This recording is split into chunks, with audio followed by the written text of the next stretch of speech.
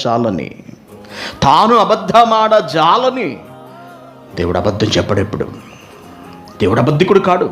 ఆయన గర్భాన పుట్టిన మనం ఎందుకు అబద్ధికులం కావాలి అండి? ఒక చిన్న అబద్ధంతో మన జీవితాన్ని మనం ఎందుకు పాడు చేసుకోవాలి? మన విలువను మనం ఎందుకు తగ్గించుకోవాలి? మన విలువను మనం ఎందుకు తగ్గించుకోవాలి? దేవుని ఎదుట మనం ఎందుకు దోషులముగా నిలబడాలి?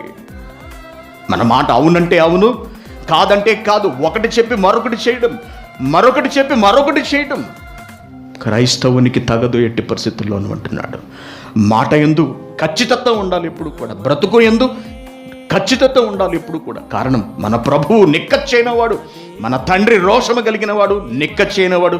నోట కపటము కానీ, అబద్ధము కానీ, మోసము కానీ ఏనాడు పలకని వాడు. ఆయన బిడ్డలమైన మన బ్రతుకు కూడా అలాగే ఉండాలి అని దేవుడు ఆశపడుతున్నాడు. కాబట్టి ప్రియమైన దేవుని పిల్లారా,